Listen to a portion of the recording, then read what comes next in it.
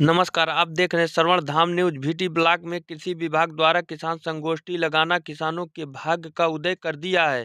कृषि वैज्ञानिक के बातों को सुनकर अमल में लाकर किसान खेती करके अच्छी फसल का पैदावार ले रहे हैं। प्रधानमंत्री द्वारा देखे गए सपने सच साबित होते नजर आ रहे हैं। किसानों ने कृषि विभाग अधिकारियों का आभार व्यक्त किया। खास रिपोर्ट विनय कुमार मिश्र की। लोग बताते हैं कि इतनी इतनी दूरी पर आप करेंगे, वो वैज्ञानिक तरीका होता है। अगर उसको हम लोग अपनाते हैं तो प्रजाति का जो रहता है कि हाँ इतने कुंतल मिलेगी, तो उतना मिलता है। उसका बुआई का समय है और जो रसायन की मात्रा रहेगी या उर्वरक की मात्रा रहती है, काफ़ी कुछ आपको जानकारी हो जाती है, अंदाजे से आपको नहीं। तो ये आपको जो है देखना चाहिए ये कि इसको प्रसार साहित्य पर भी आपको ध्यान देना चाहिए, क्योंकि उसको हम लोग जो है छपवाने हमको बड़ा कई कई दिन लग जाता है कि इसको जो है बताइए 80 पेज से हम उसको कम में लाएं। और हम लोग कम में लाएं कि आपके लिए लाते हैं कि आप कम से कम जो है कम पेज का रहेगा तो आप पढ़ेंगे, और ज़्यादा पेज का रहेगा तो आपका ऊबन होगी, आप पढ़ेंगे ही नहीं पूरा। तो ये आपको ये ध्यान देना चाहिए था इन चीज़ों में जो है। तो बीज की बात हो ही गई हमारी जो है, आपको ये है समसामयिक में है कि हम लोग जो अभी चर्चा की है गेहूं की फसल थी, तो ये अवस्थाएं जो थी उनका है। ये हम लोग सरसों ले रहे हैं। सरसों में आप जानते हैं कि आप जो है पहला पानी लगाएंगे 35 दिन पर, 35 दिन पर पानी लगाते हैं। दूसरा पानी आप लगाते हैं जब दाना जो है उसमें फली जो बन जाती है उस समय लगाते हैं। तो 2 पानी में हम लोग जो है सरसों पैदा कर लेते हैं। और इसी तरह का अगर हम जो है चना की बात करते हैं तो उसमें भी लेट पानी लगाते हैं। अगर जल्दी पानी लग जाता है तो उसकी जड़ों में जो है नोडल्स पाए जाते हैं, जो राइजोबियम के नोडल्स होते हैं जो, तो वो उनका बनना बंद हो जाता है। इसलिए उसमें भी जो है देर में सिंचाई करने की आवश्यकता है, 45 से 60 दिन पर। ये इस समय जो है अभी जो किसान कितने लोग चना की खेती कर रहे हैं, कई लोग चना लगाए हुए हैं। यही पर लिया होगा आपने राजकीय बीज गोदाम से कि आपका है बीज। मसूर कितने लोग कर रहे हैं? मसूर तो कम ही लोग कर रहे हैं।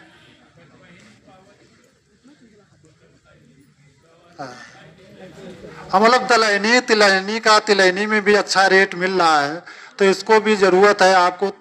जो है धान गेहूं में आप लोग करते ही हैं, गेहूं का एरिया आप है, लेकिन आपको इसमें भी तिलहन और दलहन की तरफ भी जो है ध्यान देना चाहिए।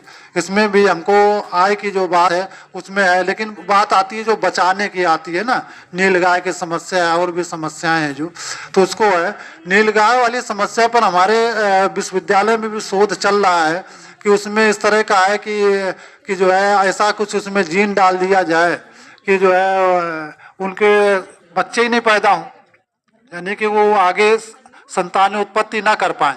और उसी तरह से बछड़ों का जो हम लोग छोड़ देते हैं, अन्ना छोड़ देते हैं, उसमें भी इस तरह की शोध चल रहा है कि उसको जो है करने पर जो है बछिया उत्पादन हो, बछड़े का ना हो।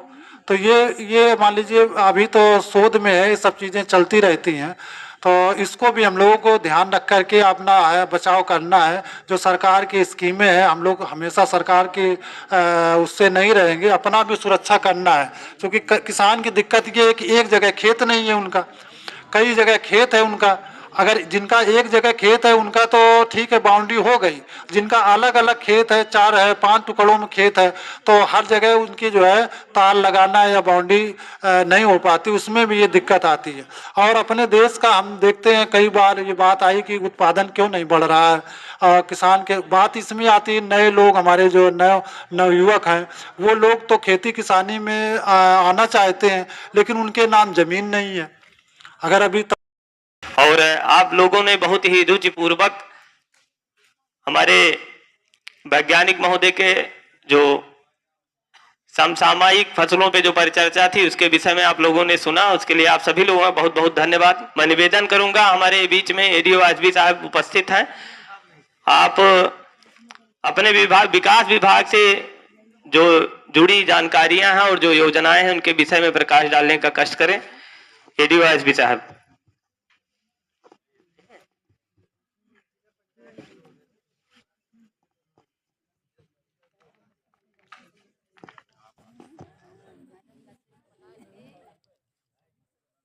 धन्यवाद संचालक महोदय। आज की इस किसान गोष्ठी में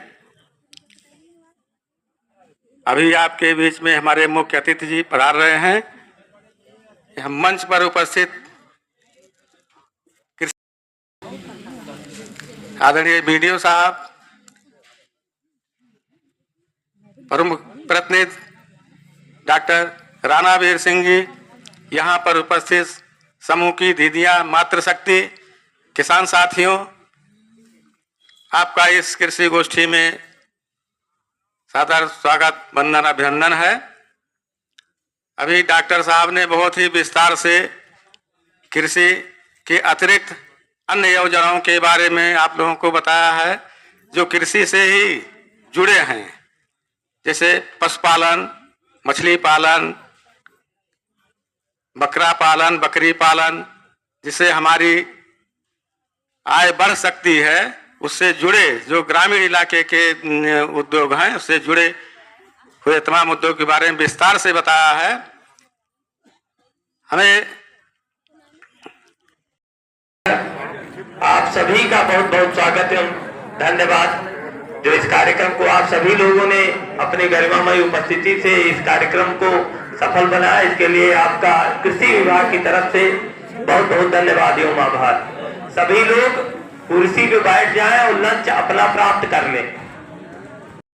अधिकारी अनेक कर्मचारियों के विचार को सुना कृषि संबंधी, तो हम आपसे निवेदन यही करेंगे कि उसका लाभ लें और जो कमी होगा, आपका भाई, आपका लड़का, आपके यहीं के रहने वाले हैं, हमसे निसंकोच आप कहिए, हम आपकी लड़ाई लड़ेंगे और इस विकास की योजनाओं को दिलवाने का काम करेंगे। जहां तक कृषि की बात है, कृषि प्रधान देश है। हमारा देश कृषि पर ही डिपेंड है, निर्भर है। और कृषि जो है, हम जो समझ रहा हूं कि लगभग अभी 10 तारीख को हम 63 साल के हो जाएंगे, जब छोटे थे, और आज 63 साल में हम बहुत अंतर देख रहे हैं। जो लोग हैं, हमारे सीनियर लोग हैं, ये भी देख रहे हैं पैदावार कैसे थी, गेहूं की, गन्ना की, सरसों की, सब कुछ। लेकिन अब धीरे धीरे धीरे धीरे कम हो रहा। जैसे देसी धान बैठाते थे, लेकिन जब हाइब्रिड आ गया तो एक धान से इतना मोट मोट होता था, है ना। लेकिन जब कम हो गया एक, तो यही लोग कहे कि अब कम हो गया, आप डबल डालो बीज, 2 धान बैठाइए, 2 धान बैठाइए, तभी उतना नहीं आता है। उसका कारण ये भी है कि बरसात जो पहले होती थी, अब बरसात नहीं हो रहा। पहले खाद जो है, कंपोस्ट की खाद डाली जाती थी खेतों में, और बरसात के कारण पानी आता था, बाढ़ आती थी, मिट्टी बदल जाती थी। और खाद जो है, हम समझते हैं कि बचपन में थे, खाद नहीं डाली जाती थी तब भी गेहूं धान पैदा होता था। क्यों? गलत कह रहे हैं भाई साहब, आप बताओ। कम से कम ये कहिए कि हाँ, इसलिए कि धान भी पहले इतने ज्यादा दिनों में तैयार नहीं होते थे। बगरी, देहुलवा, नगिनवा, बासमती, ये सब धान होते थे। लेकिन आप पैदावार ज्यादा कर रहे हो, और उसका एक कारण है कि देश की आबादी भी बढ़ी है। आप पैदा नहीं करोगे तो खिलाओगे क्या? तो इसके लिए हमें सावधान होना है। कंपोस्ट की खाद नहीं है, और हम यूरिया, डाई, सल्फर, पोटाश पर डिपेंड हैं। तो इससे बरसात भी कम हो रही है, खाद ज्यादा डाल रहे हैं। तो मेरा मानना है, मैं वैज्ञानिक नहीं हूं, न कृषि पढ़ा हूं, लेकिन जानता हूं कि जब पानी नहीं बरसेगा, खाद ज्यादा डालेंगे तो धीरे धीरे आपकी इस पृथ्वी की मिट्टी की शक्ति कम होगी और जमीन ऊसर होती है। क्यों भाई, गलत कह रहे हैं? जब ऊसर होगी पैदावार कम होगा। और जो चारे हैं, गेहूं के, धान के भूसे और पैरा जो हैं खिलाते हैं जानवरों को, और जानवरों के गाय से भी, गोबर से भी, मूत्र से भी आप कंपोस्ट बनाते हैं।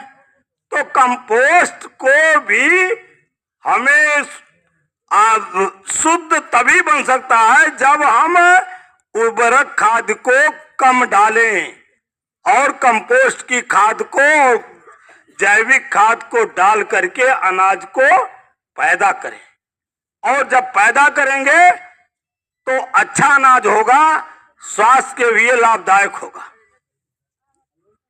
इसलिए हम सभी काश्तकारों से, हम उस पर नहीं जाना चाहते आगे, लेकिन इनसे सबसे कहेंगे साथियों कि हमें खेती की शक्ति को बढ़ाने के लिए, उर्वरा शक्ति पैदा करने के लिए इस पर हमें ध्यान देना होगा। और कृषि विभाग में और विभाग थे, हमारे भाई साहब ने बात किया। कृषि के अंतर्गत पशु विभाग आता है। पशु पर इन्होंने अपना विचार रखा। पशु हम नहीं जिला रहे, हम दूध लेते हैं, इसके बाद छोड़ देते हैं। अगर यहाँ नहीं, दूध ले जाकर छोड़ते हैं। और ये हम लोग अंचल लगाते हैं कि सरकार है तो छुट्टा साल छूट गए, फसल को खा ले। ये नहीं कहते हैं कि हमारी आपकी कमी है। ये समस्याएं हम आप पैदा कर रहे हैं। जानवर जिलाइए, अच्छे सांड भी हों, अच्छे भैंस हों, भैंसा हो, अच्छी गाय हो, नस्ल अच्छे पैदा हो, उनको अच्छा चारा दें, दूध अच्छा मिले और दूध से स्वास्थ्य भी अच्छा होगा। और इस पर हम अगर ध्यान देंगे तो हमारी आयु जो है, जो कम हो रही है, हमारी उम्र कम हो रही है, ये बढ़ेगी। अन्यथा धीरे धीरे उम्र भी आपकी कम होती जाएगी, ज्यादा दिन तक नहीं जिएंगे। और ऐसी ऐसी बीमारी चल रही है कि लोग पता ही नहीं पा रहे।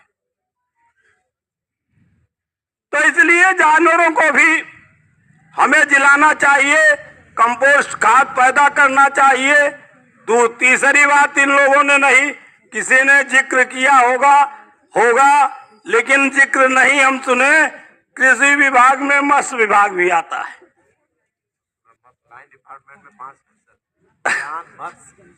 अरे तो बता रहे हैं, उद्यान भी है, गन्ना है, ये सब पांचों जो है इसी कृषि विभाग से संबंधित है। और आप देख लीजिए मत्स्य विभाग में मैं नहीं जा, बहुत लंबा, चाहे गन्ना हो, गन्ना की खेती क्या है, धीरे धीरे रोग लग रही है। गन्ना की पैदावार पहले जो थे छोटे छोटे थे तो इतने थाला व्यास, अब तो गन्ना ऐसे बीज देते हैं 2-3 ठी हो गया, इससे ज्यादा नहीं होगा, भले मीठ हो, लंबी हो, नरम हो। क्यों भैया, पैदावार कम हो जा रही है। मत्स्य पालन में मछली लोग ज्यादा खा रहे हैं, पौष्टिक मान रहे हैं।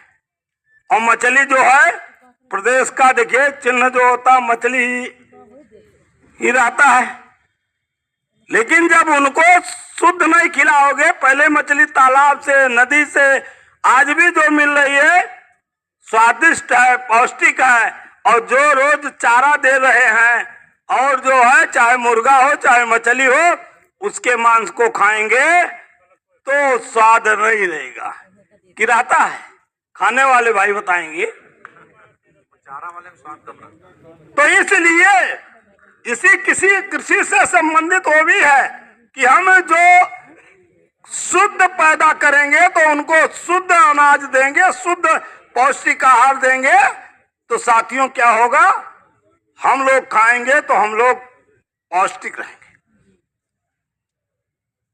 बहुत बातें हो चुकी हैं, लेकिन अब ज्यादा नहीं कहेंगे, कि हम इतना कहेंगे कि जो इन्होंने आपको ज्ञान दिया है, बताने का काम किया है, आप उस पर खेती करें। जो सुविधा है, जैसे अभियंत्र के बारे में कहा कि रजिस्ट्रेशन होगा तो हम कराएं, उसका लाभ लें। और जो है, जो भी हम नाम नहीं लेंगे, बहुत सी योजनाएं हैं, आपको देना चाहिए, बताना चाहिए, उसका लाभ लें। जो भी शिकायत है, जनप्रतिनिधि होने के नाते हमारे प्रमुख जी प्रतिनिधि रहते हैं, अन्य साथी रहते हैं, मैं भी हूं, आप जो है बताइएगा, हम उसको दिलाने के लिए हम लोग प्रयास करेंगे। कोई असुविधा न आवे, अच्छी खेती आप करें और पैदावार अधिक करें और पौष्टिक आहार खाएं। यही आपसे निवेदन करते हुए साथियों, काफी समय से बैठे हैं, मेरा भी या तो मेरा स्वागत कर दिए, लेकिन हमारा भी हार्दिक इच्छा है कि आपका स्वागत करें हम फूल माला से। लेकिन फूल माला तो नहीं है, न लेकर आए, न इतनी संख्या में बनवा पाए। तो इसलिए हम अपने हृदय की गहराई से, पुष्प रूपी वाणी से, गदगद कंठों से आपका स्वागत अभिनंदन करता हूं और इस नए साल की बधाई देता हूं। ये नया साल मंगलकारी हो, सुखमय हो। नए साल में आप आगे बढ़ें, अनेक योजनाएं आवें, उसका लाभ लें। यही विचार रखते हुए अपने विचार को समाप्त करता हूं। भारत माता की जोर से बोलो यार, हाथ उठाकर मुट्ठी बांध कर, भारत माता की। धन्यवाद।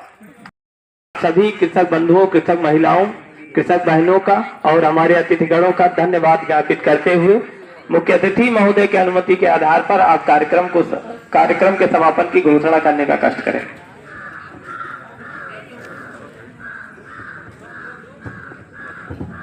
आज विकासखंड भीटी में आयोजित किसान गोष्ठी, किसान मेला में मुख्य अतिथि के रूप में हमारे यशस्वी विधायक कटेहरी और पूर्व कैबिनेट मंत्री श्री धर्मराज निषाद जी और जिला कृषि अधिकारी डॉक्टर श्री अश्वनी सिंह जी और खंड और एडीओ आईएसबी साहब, एडीओ एजी साहब और वरिष्ठ भाजपा नेता पूर्व के प्रधान आदरणीय श्री गुलाब सिंह जी और पूर्व महामंत्री वरिष्ठ भाजपा नेता कुलदीप अग्रारी जी, हमारे सम्मुख बैठे सभी सम्मानित किसान बंधुओं और प्रधान जी, सम्मानित प्रधान लोग और मां शक्तियों को प्रणाम करते हुए मैं इस कार्यक्रम में, जैसा कि आपको वैज्ञानिक माध्यम से, कृषि अधिकारी के माध्यम से, विधायक जी के माध्यम से इतनी जानकारियां मिली, तो श्रोता बनिए, उसको ढंग से सुनिए और उसका अनुपालन कीजिए, तभी आप कृषि में लाभ और उसको ले सकते हैं। और इसी के साथ मैं अपनी वाणी को विराम दूंगा और इस कार्यक्रम की समाप्ति की घोषणा करता हूँ। सभी कृषक बंधुओं, कृषक महिलाओं, कृषक बहनों का और हमारे अतिथिगणों का धन्यवाद ज्ञापित करते हुए मुख्य अतिथि महोदय की अनुमति के आधार पर आप कार्यक्रम के समापन की घोषणा करने का कष्ट करें।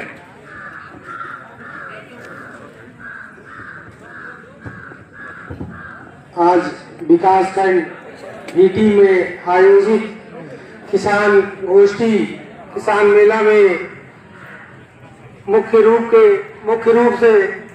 अतिथि के रूप में हमारे यशस्वी विधायक कटेहरी और पूर्व कैबिनेट मंत्री श्री धर्मराज निषाद जी और जिला कृषि अधिकारी डॉक्टर श्री अश्वनी सिंह जी और खंड सभी कृषक बंधुओं, कृषक महिलाओं, कृषक बहनों का और हमारे अतिथिगणों का धन्यवाद ज्ञापित करते हुए मुख्य अतिथि महोदय की अनुमति के आधार पर आप कार्यक्रम के समापन की घोषणा करने का कष्ट करें।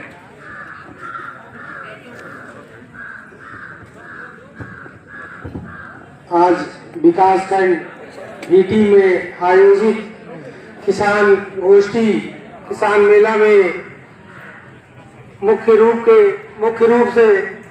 अतिथि के रूप में हमारे यशस्वी विधायक कटेहरी और पूर्व कैबिनेट मंत्री श्री धर्मराज निषाद जी और जिला कृषि अधिकारी डॉक्टर श्री अश्वनी सिंह जी